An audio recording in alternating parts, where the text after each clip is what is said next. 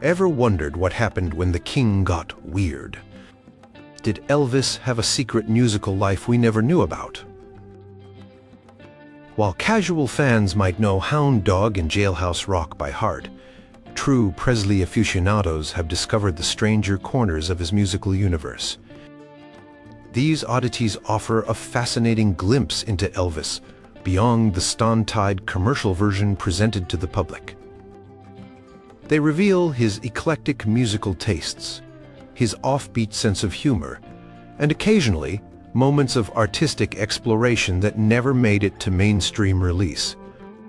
Many of these recordings survived, thanks to dedicated sound engineers, who preserved takes that were never meant for public consumption, or through bootleg recordings made during private moments, when Elvis thought no one was documenting his musical dabbling.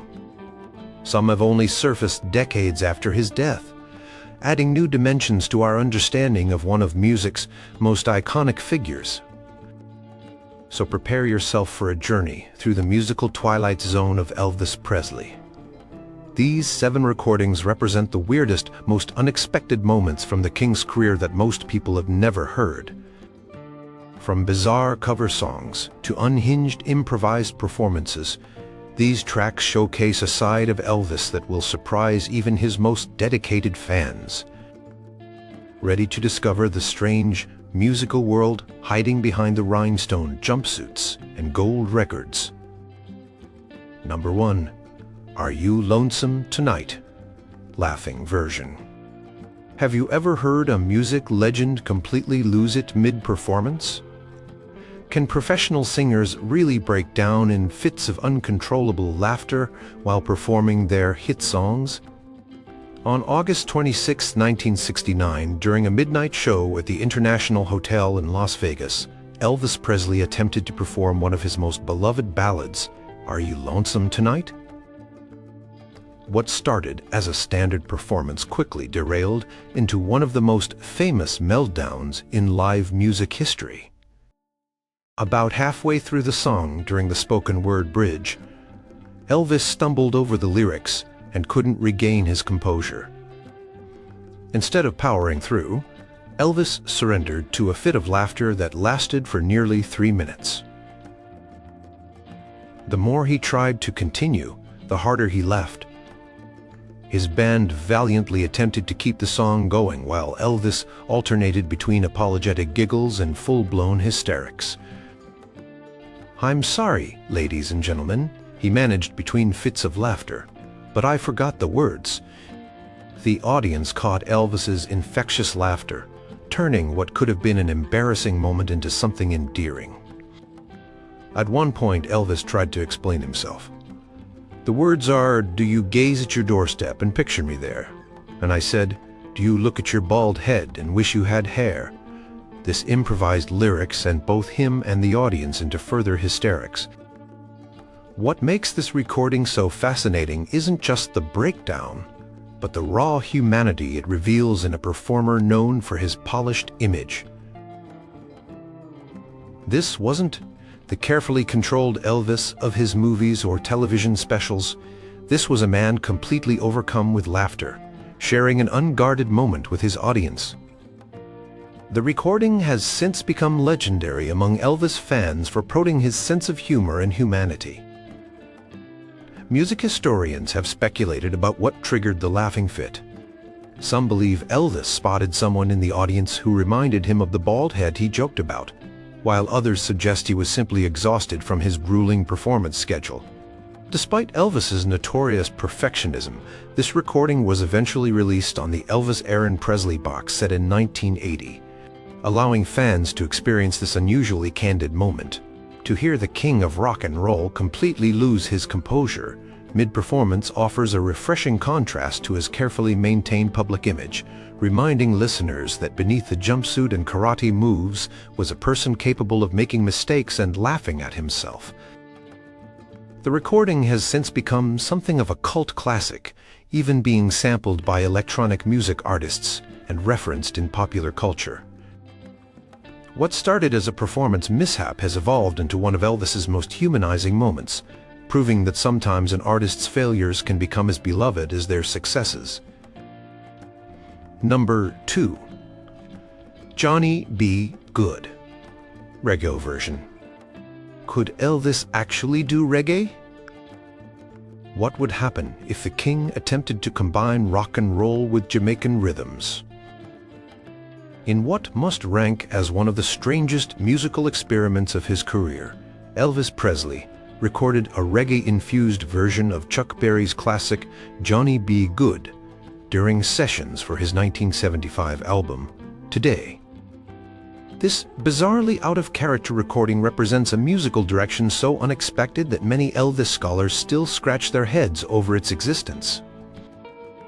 By 1975, Elvis was known for sticking to familiar territory, gospel songs, country ballads, and rock standards. So when he suddenly decided to tackle reggae, a genre that had only recently gained mainstream popularity in America through artists like Bob Marley, it caught everyone by surprise. The recording session took place at RCA's studio in Hollywood in March 1975, during a period when Elvis was experimenting with different sounds to revitalize his career. What makes this recording particularly strange is Elvis's attempt at a Jamaican accent during certain portions of the song. His vocal approach varies wildly throughout the track. At times he delivers lines in his typical rock and roll shout, while at other moments he adopts an unusual patois that bears little resemblance to authentic Jamaican vocals. His pronunciation of "Go Johnny Go" takes on an almost comical quality as he leans into the reggae rhythm. The instrumentation itself is equally bizarre. Elvis's typical band, accustomed to playing everything from country to gospel, does their best to approximate a reggae feel. The result is a strange hybrid, not quite rock and roll, definitely not authentic reggae, but something uniquely weird that exists in its own musical no man's land. The distinctive offbeat guitar chops and bass-heavy approach of traditional reggae get filtered through a distinctly American sensibility. Session musicians from the recording have later recalled Elvis's enthusiasm for trying something completely different. According to guitarist James Burton, Elvis came in really excited about doing something with this Jamaican beat. None of us were particularly familiar with reggae, but Elvis had been listening to some records and wanted to try it. We were all just trying to follow his lead. Ultimately, the reggae experiment was deemed too unusual for release on the Today album, and the track remained locked in the vaults for years. When it finally emerged on a compilation of rarities in the 1990s, fans were divided. Some appreciated Elvis's willingness to step outside his comfort zone, while others considered it a musical misstep best forgotten. Music critics have pointed to this recording as evidence of Elvis's broader musical interests than he's typically given credit for. While the execution may be questionable, his awareness of reggae's growing popularity and willingness to incorporate it into his repertoire showed that even in the latter stages of his career, Elvis was still paying attention to evolving musical trends.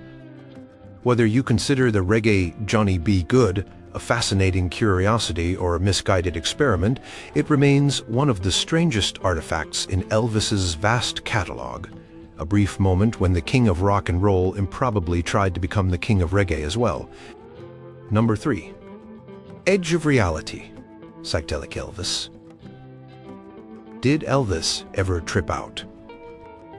How did the straight-laced king respond to the psychedelic era? While the Beatles were experimenting with LSD and recording Sgt. Pepper's Lonely Hearts Club Band, Elvis Presley was starring in formulaic movies with predictable soundtracks. But in 1968, as the psychedelic movement reached its peak, Elvis recorded what might be his most mind-bending track ever, Edge of Reality, for the film Live a Little, Love a Little. This song represents Elvis's closest brush with psychedelia, and it stands as one of the most sonically experimental recordings in his entire catalog. From the opening moments, it's clear this isn't typical Elvis fare. A swirling, disorienting instrumental introduction sets the tone before Elvis's voice enters, sounding processed and otherworldly. The backing track features unusual percussion, reverb-drenched guitar, and orchestration that seems designed to disorient the listener. The lyrics match the psychedelic sound. On the edge of reality, we're riding on the edge of reality, and I'm floating in a timeless space, searching for a distant face. It's a far cry from blue suede shoes, dealing with perceptions, altered consciousness, and the nature of reality itself, themes more commonly associated with Jefferson Airplane than Elvis Presley. What makes Edge of Reality particularly strange is the contrast between Elvis's traditional masculine image and the song's trippy, consciousness-expanding vibe. The recording feels like Elvis's attempt to acknowledge the changing musical landscape of the late 1960s while still maintaining his established identity. The result is something truly unique, neither authentic psychedelia nor standard Elvis pop. In the film Live a Little, Love a Little, the song accompanies a dream sequence where Elvis encounters a woman in various real scenarios, including one where she appears as a giant threatening to crush him. The scene's visual aesthetic perfectly matches the disorienting quality of the recording, with distorted camera angles, unusual lighting effects, and dream-like transitions. Music historians have often pointed to Edge of Reality as evidence that Elvis was at least peripherally aware of the countercultural movements happening around him, even if he wasn't directly participating in them. Producer Billy Strange, who worked on the recording, later recalled, "Elvis was intrigued by the sounds coming out of San Francisco and London. He wasn't about to grow his hair long or start wearing beads, but musically he wanted to understand what was happening." The song never became a hit, and Elvis never pursued this psychedelic direction further, quickly returning to more conventional material. But Edge of Reality remains a fascinating anomaly, a brief moment when the king of rock and roll dipped his toe into the waters of psychedelic experimentation before retreating to more familiar territory.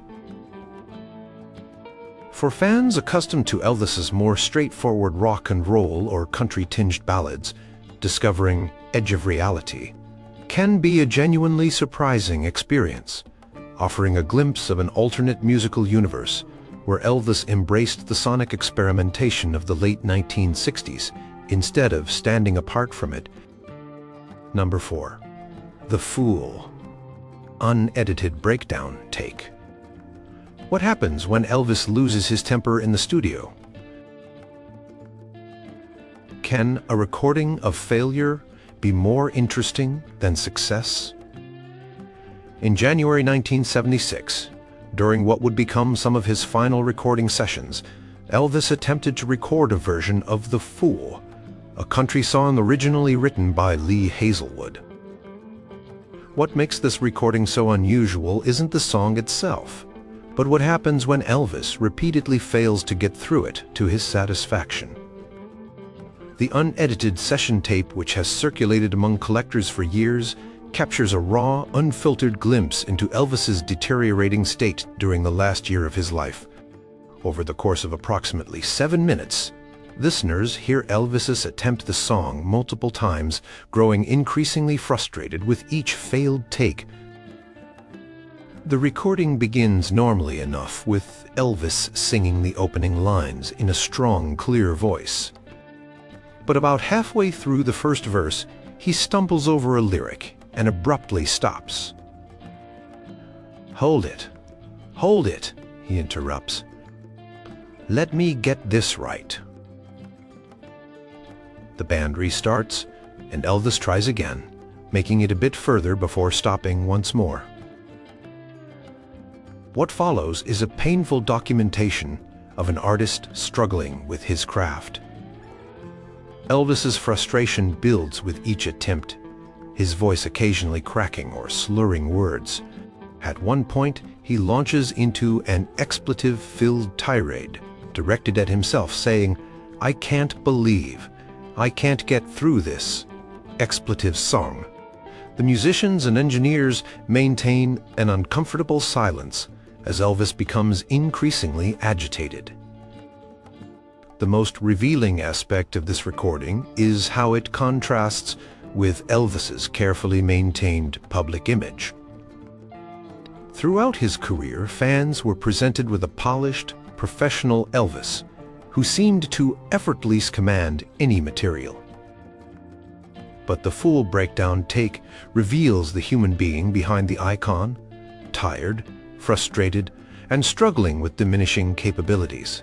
Studio engineer Ron Olson, who was present for the session, later recalled, "It was painful to watch. Here was a man who could once nail any song in one take, and now he couldn't get through a simple country song. Nobody wanted to say anything because Elvis was still Elvis, and you didn't tell him what to do." What makes this recording particularly poignant is how it foreshadows Elvis's approaching end. Less than a year later, he would be found dead at Graceland. The vocal difficulties, the frustration, and the emotional outbursts captured in this session provide a stark contrast to the superhuman Elvis of public perception. For decades, RCA kept this recording locked away, considering it too unflattering to release. When it eventually leaked through bootleg channels in the 1990s, it sparked debate among fans and music historians about the ethics of listening to such a vulnerable moment. Some felt it exploitative, while others argued it provided important context for understanding Elvis's final years. The full breakdown take has become infamous among serious Elvis collectors, not for musical brilliance, but for its raw human document of a legendary performer in decline. It's Elvis, at his most vulnerable. No jumpsuits, no spectacle. Just a man struggling with his own limitations in real time, making it perhaps the most brutally honest Elvis recording ever captured. Number 5, Blue Christmas, the dog bark version. Could a barking dog ruin an Elvis Christmas classic? What happens when studio pranks go wrong? In 1968, during sessions for his NBC television special, later known as the '68 Comeback Special, Elvis was recording a bluesy version of Blue Christmas when something truly strange happened. Midway through what was an otherwise conventional take of the holiday classic, a series of distinctly canine noises interrupted the performance. The source of these barks? Not a stray dog that had wandered into the studio, but Elvis's backup singers, and specifically Donna Goode, later a member of the Grateful Dead, who had perfected an uncannily realistic dog bark imitation. As Elvis crooned the familiar lyrics, Goode repeatedly injected rough, barking sounds that grew increasingly prominent throughout the recording. What makes this version so bizarre is that Elvis doesn't stop the take or appear bothered by the intrusion. Instead, he seems amused, continuing to sing while the barking grows more enthusiastic. At certain points, Elvis can be heard suppressing laughter as the backup vocalists alternate between traditional harmonies and enthusiastic roughs. According to guitarist Scotty Moore, who was present for the session, the dog barking began as a joke during rehearsals. Elvis was in a playful mood that day, Moore later recalled. When Donna started with this perfect dog bark during a run-through, Elvis just cracked up. Then he said, "Leave it in, that's different. None of us thought it would actually make it to the final version." The recording engineers assumed this was a throwaway take, something done for amusement during a long day of recording, never intended for public consumption. But Elvis, always unpredictable, decided he liked this quirky version and wanted it released. NBC executives were reportedly bewildered when they heard the dog bark version and strongly suggested using a more traditional take for the television special. Elvis reluctantly agreed, but he ensured that the barking version would be included on the soundtrack album, released in conjunction with the show. When Blue Christmas dog bark version was released, fan reaction was decidedly mixed. Some were charmed by this glimpse of Elvis's playful side, while others considered it an undignified novelty that undermined a beautiful Christmas standard. Music critics of the time were particularly harsh, with Billboard magazine calling it a bizarre misstep in an otherwise triumphant comeback. Over the decades, this unusual recording has gained cult status among Elvis collectors precisely because it's so uncharacteristic of his typically polished output.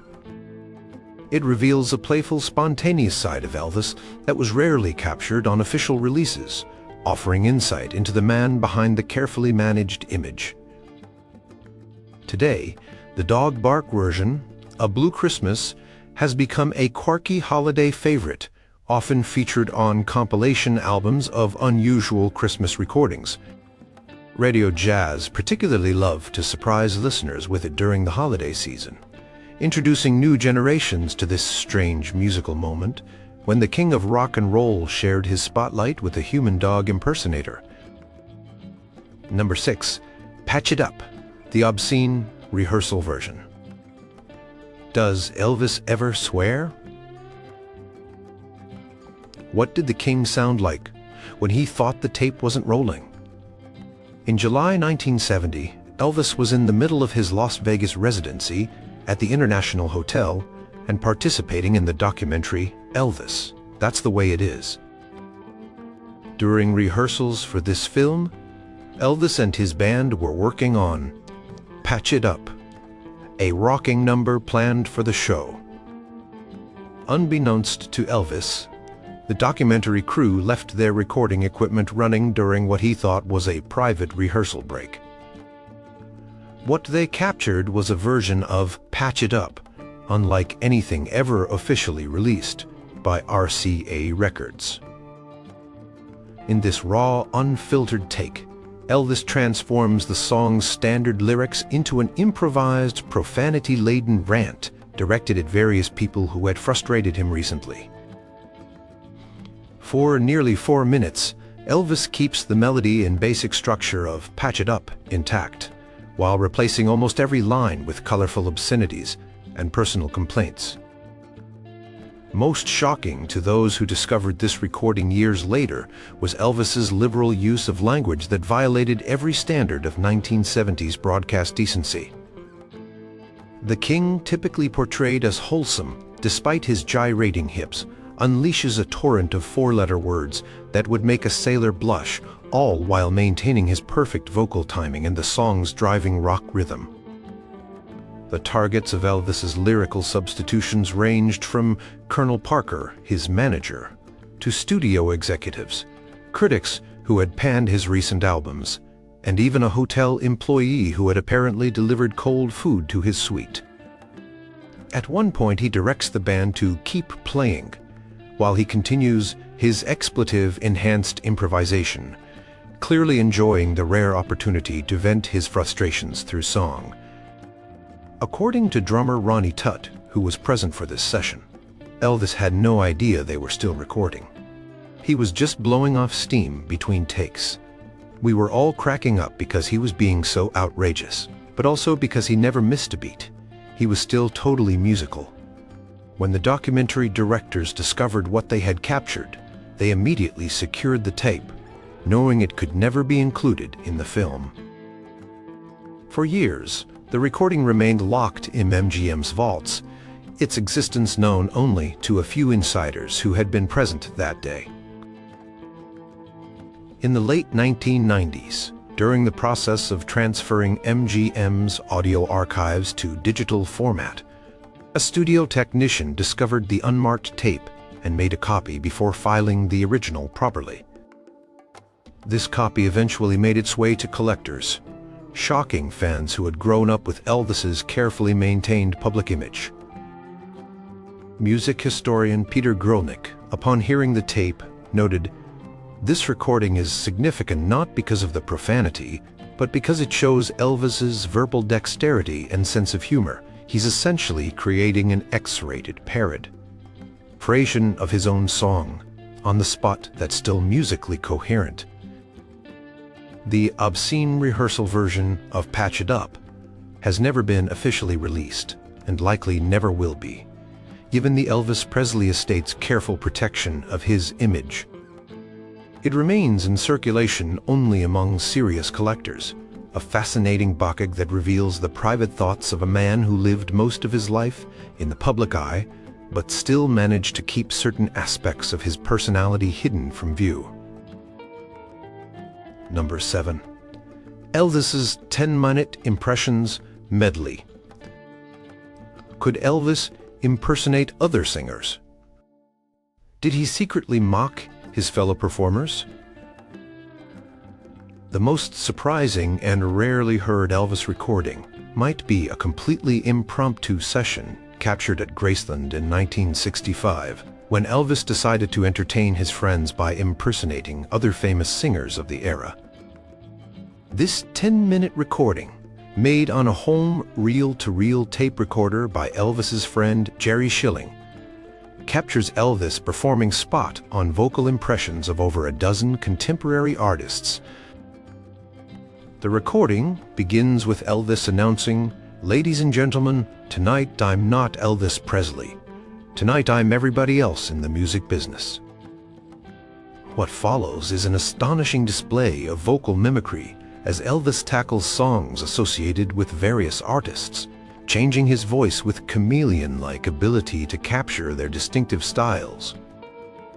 His impersonation of Johnny Cash singing Folsom Prison Blues is particularly uncanny, with Elvis perfectly replicating Cash's deep baritone and distinctive vocal quiver.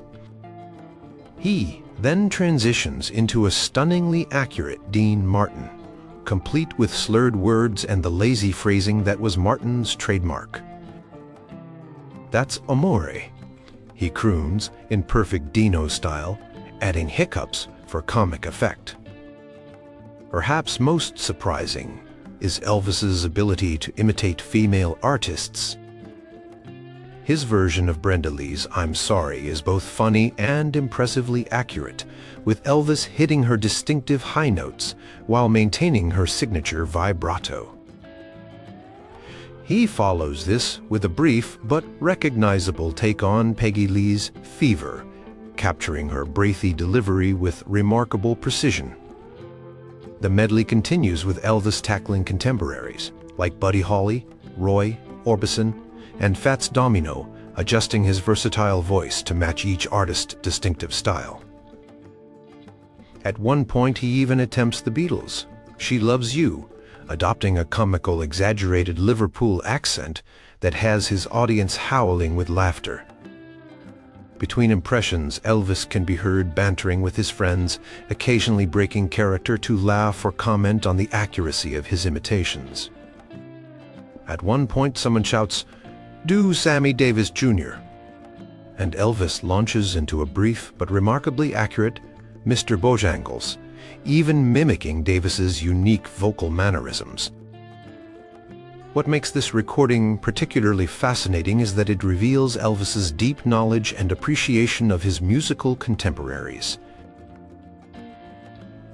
Far from viewing them as competition, he had clearly studied their styles closely enough to reproduce them with uncanny accuracy. It also shanks Elvis's rarely displayed comic timing and sense of humor. Red West, a member of Elvis's inner circle who was present that night, later recalled, "People forget what a great mimic Elvis was. He could hear someone sing once and just nail their style. It was one of his hidden talents that night at Graceland. We were all in tears laughing because he was so dead on with these impressions. Because this recording was made privately with no intention of commercial release, Elvis performs with a freedom and looseness rarely heard on his official recordings." there's a playfulness to his voice as he jumps from one impression to another, clearly enjoying the reaction from his small audience. The tape remained in Jerry Schilling's personal collection for decades, occasionally being played for friends but never widely circulated. In the early 2000s, a digitized version began appearing among collectors, though the Elvis Presley estate has never acknowledged its existence or attempted to acquire it for official release. For fans, accustomed to Elvis's official catalog, hearing him so perfectly imitate his contemporaries offers a fascinating glimpse into both his versatile vocal abilities and his musical influences. It stands as perhaps the most unusual Elvis recording in existence, one where he deliberately sets aside his own iconic voice to celebrate the distinctive sounds of his fellow artists. Have you ever wondered what other musical treasures might be hidden in the vaults? Could there be more sides of Elvis we haven't discovered yet?